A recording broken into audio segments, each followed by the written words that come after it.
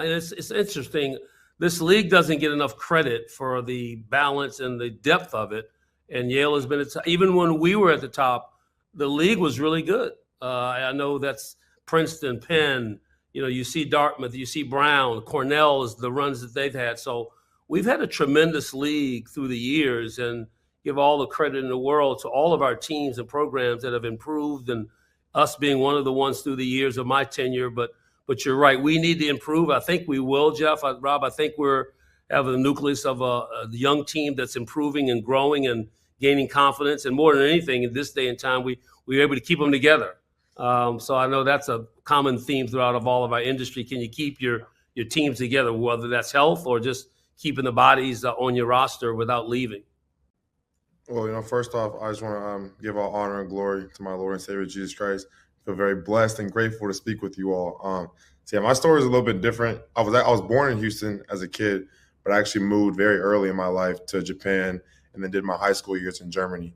And I feel very fortunate, to even be here right now. I know my family and friends are watching, overseas and very proud of me.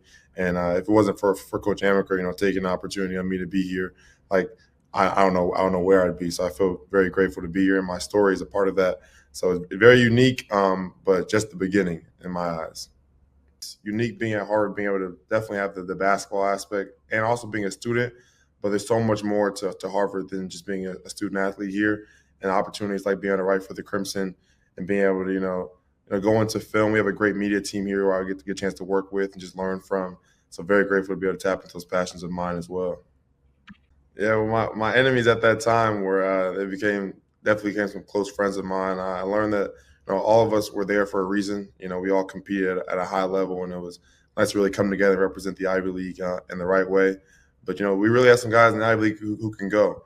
And as Coach Amaker was talking about our team staying together, these guys are returning to their programs with the same mindset I have, and the hopes to win an Ivy League championship. All very talented players, all very smart, intelligent players as well. I just saw the competitive desire that was, just consistent amongst all of us. So I was very grateful to be a part of that opportunity. Wish we would have came back with the gold, but there's always time to improve. So we'll get it next time. Yeah, Jeff, he really was an electrifying player. He was a dynamic scorer for us as a first-year kid. We did expect a lot out of him. We talked about that in recruiting him.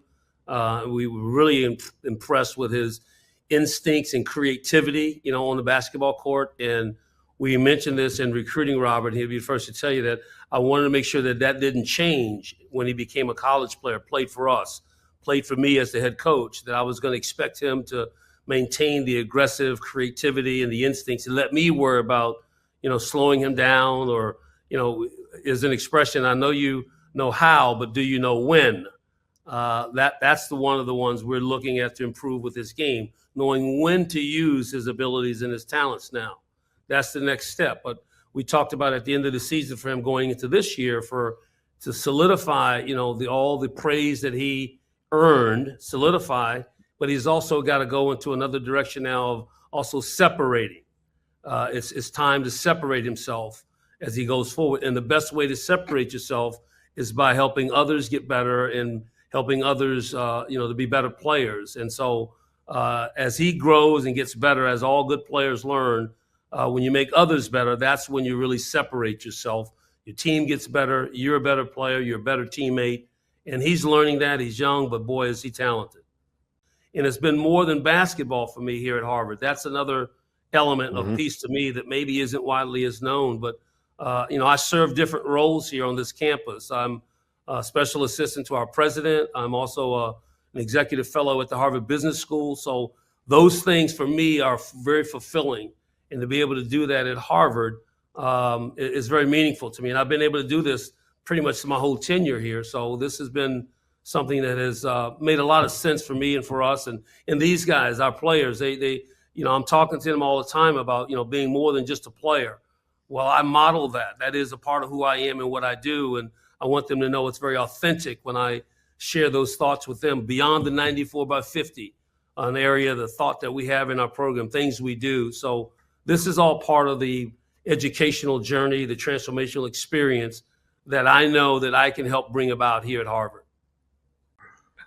Well, guys, thank you so much. Really appreciate for you to be a part of our league and to give us the interest and the time that you have, and not just for us here at Harvard, but for Ivy basketball, because I know you know it, but others are starting to recognize that we have a tremendous league, outstanding players, great programs, coaches, leaders. So thank you for what you do for college basketball and for the Ivy League. Thank you.